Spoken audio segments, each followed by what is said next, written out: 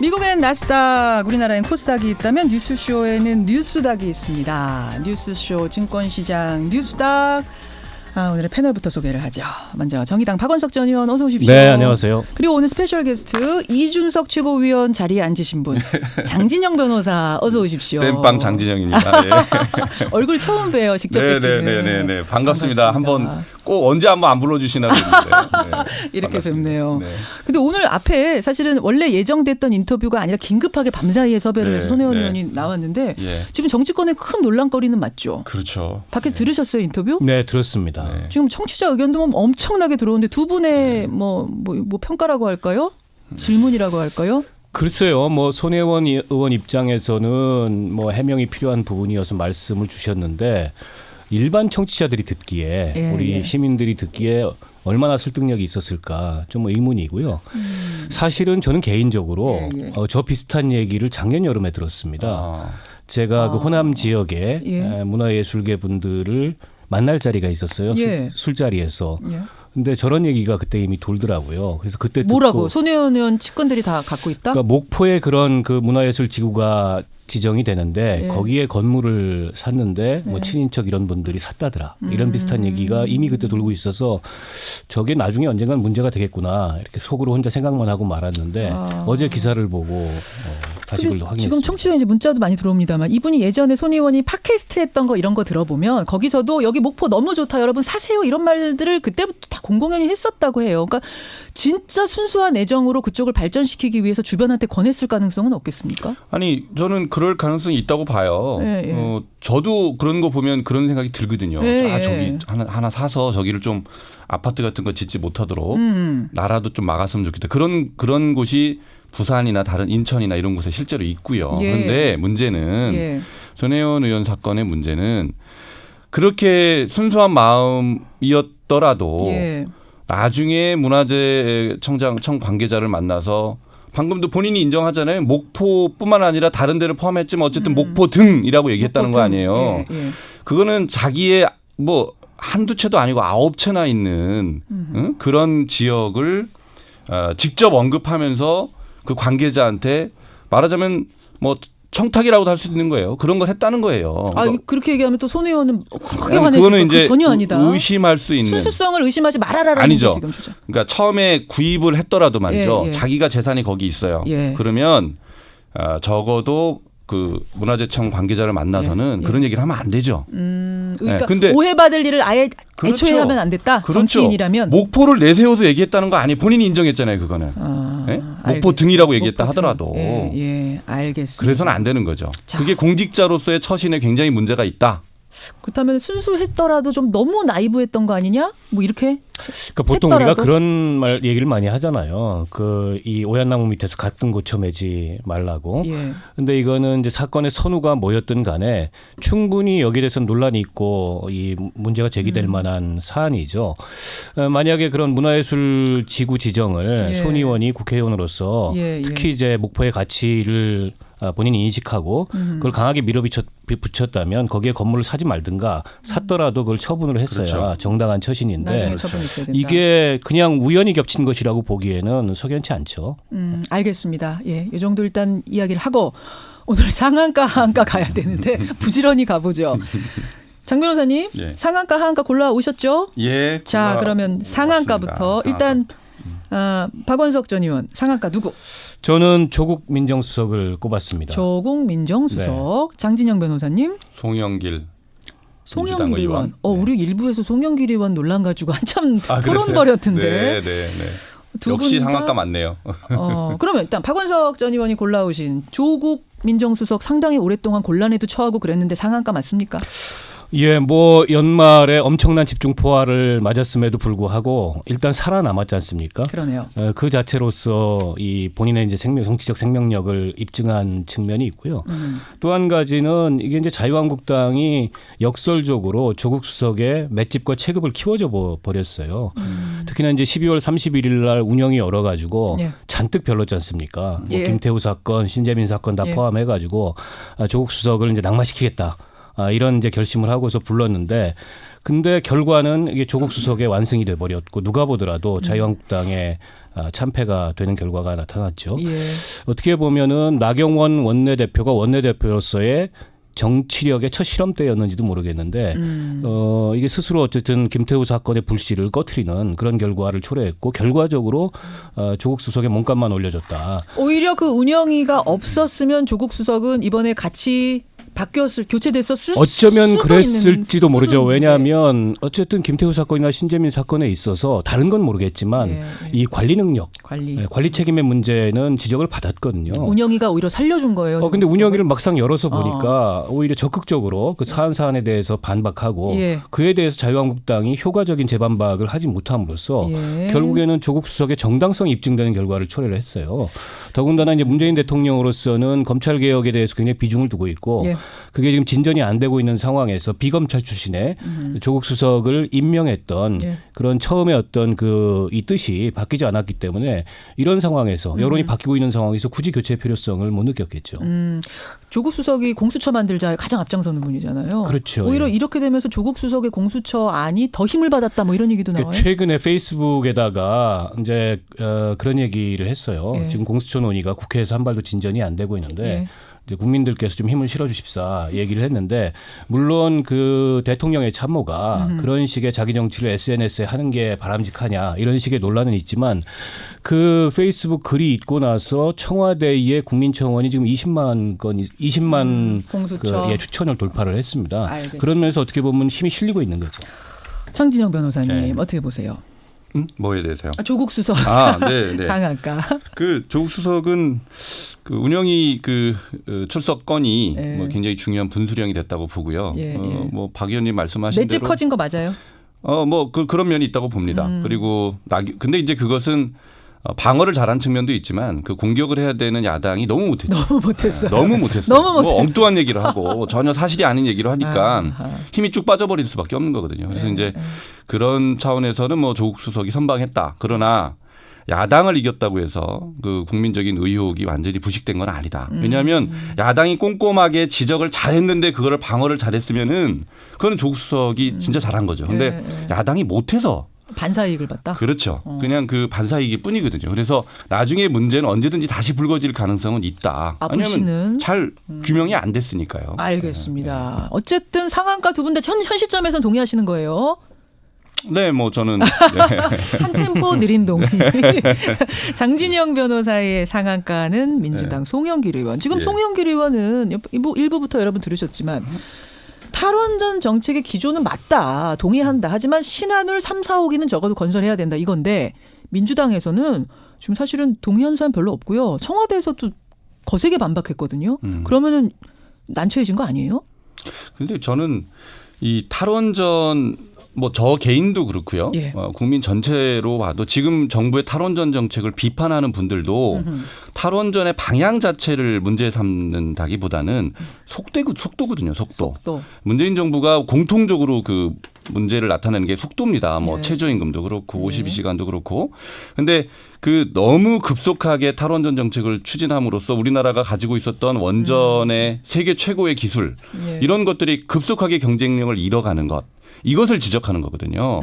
그래서 원전의 비율을 줄이자라는 그런 방향은 맞지만 속도를 지적하는 목소리가 여당 안에서 당연히 나왔어야 되는데 그 부분에 대한 전혀 얘기가 없었어요. 민주당에서. 갑론을박이 좀 더 있었어야 되는데. 그렇죠. 뭐 공론화위원회를 한다고 했지만은 사실은 그 전에 그 정부 여당 내에서도 충분한 토론이 있지 않았죠. 그러면 거기에 대해서 좀 건강하게 비판하는 목소리가 당연히 나옴직함에도 불구하고 그런 목소리가 전혀 없었거든요. 그러면은 송영길 의원의 주장이 뭐 옳으냐 그냐 이건 둘째 문제고 일단 어떤 탈원전 정책 이거 맞는 거야? 라고 의문을 제기하는 그 국민들의 목소리를 여당 안에서 내줬다는 자체만으로도 일단 상한가다. 그렇죠. 그러니까 박근혜 정부에 대해서 민주당이 계속 비판했던 건 뭐냐면 뭐 청와대 출장소냐 그때 새누리당이요. 막 그렇게 하면서 욕을 했었잖아요. 그랬죠. 그러면 민주당은 적어도 그거하고는 다른 모습을 보여줬어야 되는 거거든요. 그런데 그때는 그래도 유승민 대표가 옳은 소리를 해갖고 찍혀가지고 뭐 쫓겨나기도 하고 원내대표에서 이런 일도 있었잖아요. 그런데 민주당에서는 그런 일이 없었거든요. 그래서 알겠습니다. 그 부분에 대해서 처음 목소리가 나와서 물꼬를 텄다. 그런 점에서 저는 송영길 의원의 용기가 칭찬할 만하다라고 보는 거고요. 박 의원님. 근데 이게 그 보기에 따라서는 상한가도 될 수 있겠지만 하한가도 될 수 있거든요. 그러니까 지금 이제 탈원전 정책 방향에는 동의하는데 예. 신한울 3, 4호기는 건설해야 된다. 어떻게 보면 이게 이제 동그란 네모 같은 얘기를 하는데요. 그리고 문재인 정부의 탈원전 정책 방향의 속도가 너무 빠르다 이렇게 지적을 하셨는데 사실은 60년짜리 이 탈원전 로드맵이어서 속도가 빠른 게 아니죠. 이 원전과 같은 문제는 그냥 줄여야 된다라는 원론적인 언급을 하는 게 아니고 실제로 줄여야 되거든요. 자, 여기서 잠깐 네. 두 분 이거 토론 길게는 안 할 거예요. 네네. 입장만 확인하겠습니다. 박원석 의원님은 탈원전 찬성입니까? 그렇습니다. 예. 장진영 변호사님? 저도 찬성이죠. 찬성이에요. 근데 속도가 문제다라는 거죠. 속도가 문제다. 네. 지금 딱 송영길 의원하고 똑같은 주장이죠. 그렇죠. 그러면 예. 오케이. 자, 그런데 이제 이 송영길 의원이 그 얘기를 어디서 했는지를 잘 봐야 되는데 예. 두 번인가를 했는데 원전업계 관계자들 앞에서 했습니다. 예. 어떻게 보면 원전업계에서는 송영길 의원이라는 민주당 중진 의원이라는 포스트를 하나 세운 거예요. 그리고 이후에도 이 문제를 계속 공론화할 수 있는 그런 고리를 하나 만든 거죠. 반대로 송영길 의원 같은 경우에 만약에 송영길 의원이 자유한국당이나 바른미래당의 정치인이라면 하등의 문제가 없습니다.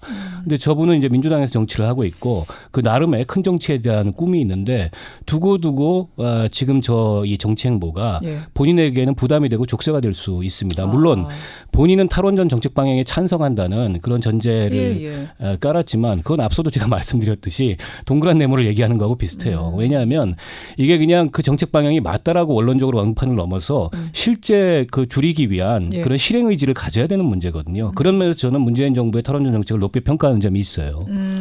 저는 이제 제가 생각하는 속도에는 만족스럽지 않습니다. 저는 속도가 더 나가야 된다고 생각하는데. 더 나가야 된다라고.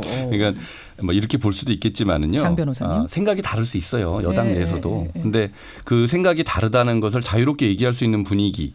이게 그게 민주 아니에요? 민주? 그 부분은 어떻게 보세요, 박 의원? 그러니까 찬성 반대냐를 떠나서 이렇습니다. 그 아까 이제 유승민 전 그 대표 예를 드셨는데 그게 2015년도 교섭단체 대표 연설에서 나왔거든요. 그렇죠. 박근혜 정권의 거의 마지막 3년 차였어요. 근데 지금 이제 1년 반밖에 정권이 안 지났고 여전히 대통령의 지지율이 당의 지지율보다 높습니다. 예. 뿐만 아니라 그 당의 동질성이 굉장히 높아졌어요. 국민의당이 이렇게 분당하면서 나가면서. 게다가 이제 과거에 봉숭아학 당식의 당 운영에 대한 경계심이 굉장히 높아요. 그런 것들이 종합적으로 작용해서 아직 그 청와대에 대해서 다른 목소리가 안 나오고 있는 거 아닌가 싶고요. 물론 경우에 따라서 정당은 이제 정부와는 조금 독립적인 그런 주체이기 때문에 다른 목소리를 내야 되는 거죠. 근데 그 다른 목소리도 실제 어떤 다른 목소리를 내느냐에 어떤 따라서 방향의 다른 평가가 다를 수 있는 겁니다. 알겠습니다. 송영길 의원에 대해서는 지금 상한가 하한가가 조금 엇갈리는데 자 이렇게 되고요. 하여튼 논쟁의 인물이 된 건 확실하네요.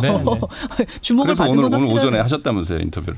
아니, 송 의원 인터뷰한 거, 송 의원 인터뷰 안 하세요? 인터뷰는 아니고. 저희 지금 계속 요청하는데 송 의원은 인터뷰를 안 하겠다는 입장이고. 아니 뭐 이렇게 제가 보기에는 좀 더 큰 그림을 그리기 시작한 거 아닌가 싶은데 적극적으로 좀 대응하셨으면 좋겠다는 생각이 대권 도전 드네요. 플랜이라고 보세요?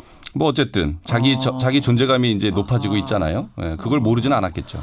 알겠습니다. 자 이제 하한가로 넘어갈 텐데 하한가 넘어가기 전에 저 유튜브로 지금 보고 계신 분들 중에 장 변호사님 얼굴은 많이 본 것 같은데 뭐 하시던 분이세요? 변호사시던 분이죠. 지금은 변호사시고 채널의 외부자들을 보시면 매주 제가 출연하고 있습니다. 정치권에서도 경력이 있으시죠? 지금 바른미래당 소속이죠. 그러시죠. 대변인 했고요. 네, 대변인 최고위원도 했고. 그렇습니다. 예, 그렇게 깔고 보시면 돼요. 누구신가 하는 질문에. 자, 하한가 가겠습니다. 우선 박원석 전 의원의 하한가 누굽니까? 저는 자유한국당의 나경원 원내대표를 꼽았습니다. 또 걸렸어요. 나경원 원내대표 우리 하한가에. 자주 걸리시나 보죠. 네. 장진영 변호사는 누구 골라오셨어요? 저는 황교안 전 총리를 골랐었는데요. 네. 공동 하한가 인물이 나타났어요. 누굽니까? 밤새 손혜원 의원이죠. 황교안 손혜원 두 분. 뭐 손혜원 의원 얘기는 아까 나눴으니까 그럼 황교안 전 총리 얘기부터 가보죠. 상한가 아니고 하한가입니까? 어제 입당시까지 했는데. 그 뉴스 비중을 보면 상한가라고 볼 수도 있을 것 같아요. 맞아요. 네. 그래 굉장히 집중이 많이 되죠 지금. 예. 그런데 저는 이제 두 가지 면이 있다고 보는데요. 작게 보면 정당 정치라는 면에서 보면 황교안 총리의 자유한국당 입당 그리고 아마 이제 전당대회 도전 선언을 예상하잖아요. 이런 경로로 가게 되면 저는 칭찬할 만하다 이렇게 봐요. 작게 보면 왜냐하면 그 반기문 전 총리가 반기문 총장하고 자기는 다르다 이렇게 얘기를 했었는데 이렇게 고위공직자들이 지금까지 보인 태도는 뭔가 좀 대접받고 꽃길을 깔아줘라. 그러면 내가 가겠다 이런 태도였거든요. 그렇죠. 그런데 이제 자기가 그 전당대회에 도전하겠다는 것은 이제 정식 ABC를 밟아서 가겠다. 험지도 밟고 대선으로 가겠다. 그렇죠. 이제 정상적인 루트를 통해서 가겠다. 이런 의지를 보여준 거라고 봐요. 이런 도전과 모험은 정당 정치로만 보면 굉장히 저는 중요하다, 좋다 이렇게 보는데 그럼에도 불구하고 왜 하한가냐. 크게 본다면 이분은 박근혜 국정농단의 공범이에요. 공범. 방조범은 법률적으로 공범입니다. 공범. 그런데 그런 공범이 첫 일성이 나라가 총체적 난국이다 이렇게 얘기를 했단 말이죠. 맞습니다. 이 난국을 만드는데 적어도 절반의 책임은 자기한테 있다고 볼 수 있어요. 본인은 뭐 하셨는가 그런 그렇죠. 그때. 자기가 그때 이렇게 뭐 만든 하셨냐. 거죠. 자기가. 그렇죠. 그런 당사자가 문재인 정부를 비판하면서 이렇게 정치에 나오는 것은 역사의 시계를 지금 2년 3년 전으로 되돌리겠다라는 거거든요. 그런 점에서 크게 보면 우리 정치에는 도움이 안 된다. 그 당에는 도움이 될지 모르나 정치에는 도움이 되지 않는다는 점에서 저는 그래서 이제 하한가. 근데 황교안 전 총리는 이러잖아요. 황교안 전 총리를 지지하는 분들은 그래요. 이분이 와야 태극기 세력도 모이고 이쪽 보수 저쪽 보수를 다 아우를 수 있는 인재다. 이런 얘기를 하시죠. 태극기만 모으는 거 아닌가요? 아마 그래서 태극기는 집결 효과가 있을 것 같은데요. 보수 중에서도 좀 건전한 보수, 건강한 보수를 바라는 사람들은 황교안 전 총리가 주목을 받으면 받을수록 소외될 겁니다. 그럼 바른미래당 분들, 그러니까 사실은 국정농단 때 나간 분들이 바른미래당의 구성원들 아닙니까? 그렇죠. 그분들은 지금 황교안 전 총리는 절대 안 된다 쪽으로 보고 계시는 거예요? 그렇죠. 왜냐하면 친박의 대표라고 보기 때문에요. 그분은 이제 뭐 도로친박당 얘기 나오잖아요. 그럼 이 황교안 전 총리가 혹시 자유한국당의 대표가 되면 바른미래당하고 나중에 뭐 이렇게 뭐 합당을 한다거나 함께 할 가능성은 더 적어지는 겁니까? 그분이 보수 통합? 대표 되는 거하고 상관없이 바른미래당은 자유한국당이랑 같이 갈 수가 없어요. 아니까 자유한국당 밑으로는 안 가겠지만 어느 날 큰 텐트에서 만나지 않겠느냐 이런 얘기는 계속 나오잖아요. 뭐 큰 텐트라고 하면은 뭐 어쨌든 이렇게 그런 좀 친한 관계, 더 친한 관계를 생각한다 그러면 그런 가능성은 더 적어지겠죠. 알겠습니다. 박원석 근데 이런 면도 있을 것 같아요. 그러니까 저분이 이제 이른바 바른미래당과 같은 이른바 개혁보수하고는 결이 많이 다르죠. 어떻게 보면은 이제 친박의 대표 같은 이제 그런 성향에 더 가까운데. 근데 이런 점도 있습니다. 오랜 공직 생활을 통해서 저분이 언행이 굉장히 신중하고 그리고 엘리트로서의 길을 걸어왔어요. 그렇죠. 그래서 우리 사회에 이제 기득권 보수들이 있지 않습니까? 그런 쪽에서는 홍준표 전 대표하고 비교하면서 뭔가 황교안 전 총리로 모일 수 있는 분위기가 일본이 형성이 된 측면도 있다. 이게 하나 있고요. 근데 이제 저게 이회창 모델이거든요. 자꾸 이제 반기문 모델을 거론을 하는데 실은 성공한 고위 법조인에서 관료로서 감사원장 지내고 그다음에 총리 지내고 그다음에 당권을 잡고 대선 후보로 도전했던 이 모델을 따라가려고 하는 건데 결정적인 차이가 있어요. 뭡니까? 이회창 그 전 대표가 전 총재 같은 경우에는 1인자인 대통령을 들이받았습니다. 그게 그분의 이미지와 리더십을 만드는 결정적 장면이었어요. 대쪽. 근데 황교안 총리는 그게 없어요. 그게 없고 좀 아까 우리 장 변호사님 말씀하셨듯이 실패한 정권의 국정농단의 방조범이고 공범이라는 거죠. 알겠습니다. 이건 어떻게 보면은 본인이 벗어날 수 없는 굴레가 되는 거고 벗어날 수 없기 때문에 어차피 맞을 매라면 먼저 맞겠다 하고 나섰는데 근데 어제 기자회견을 보니까는 이게 돌이나 염치가 좀 없는 것 같다 이런 생각이 그렇게까지 들었습니다. 보셨어요. 야, 두 분이 하한가 완전 동의하시는 거예요. 그렇다면 나경원 원내대표는 왜 하한가입니까, 박 의원님?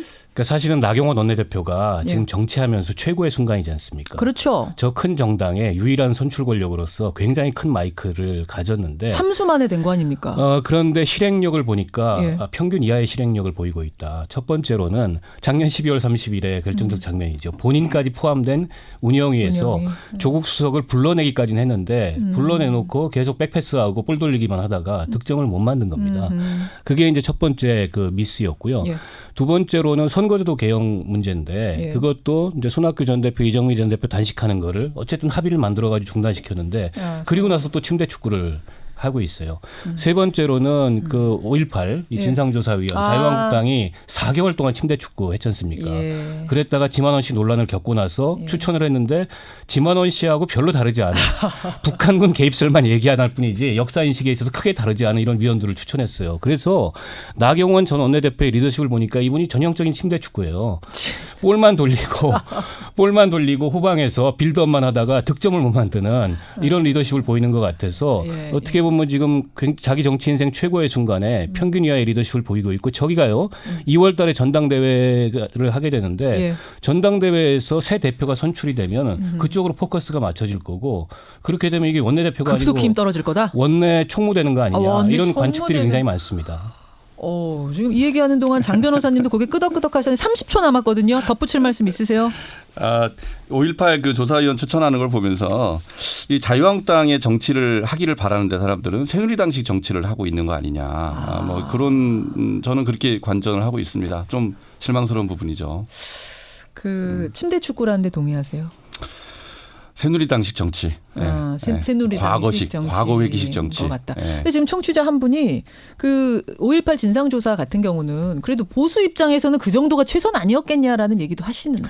그 5.18이 보수와 진보의 문제인가 싶습니다. 이게 대한민국 민주주의에 어떻게 보면 굉장히 중요한 출발점과 같은 그런 역사적 사건인데 그러면 이제 5.18에 대해서 자유한국당의 당론은 저거다 이렇게 확정되는 거죠. 5.18 기념식에는 왜 갑니까 그러면? 자꾸 본인들을 입지를 줄이는 거 이런 거는 빨리 털고 가는 게 좋거든요. 여기에 이론의 여지가 뭐가 있습니까? 5.18 같은 거는 얼른 털고 분명한 것에 대해서 그렇죠. 그걸 거기에 협조를 해야 진짜 바뀌었구나라는 걸 사람들한테 인정을 받을 수 있는 거거든요. 그럼 지금 같은 거는 아까 말씀하셨던 태극기 세력만한테만 박수받는 거라고 더 이상 넓히기가 어려운 거라고 보시는 거예요. 알겠습니다. 골짜기로 자꾸 들어가는 행보죠. 골짜기. 오늘 골짜기론 침대 축구론 다 나오네. 청취자 장덕현 님이 장 변호사님 그 무한도전에서 뵀던 분 맞습니까? 무한도전 최악이래. 오늘 특별한 시간 함께해 주셔서 감사드리고요. 다음에 또 뵙도록 하죠. 네, 감사합니다. 박원석 전 의원 고맙습니다. 네, 고맙습니다. 오늘 뉴스닥 정의당 박원석 전 의원 장진영 변호사였습니다.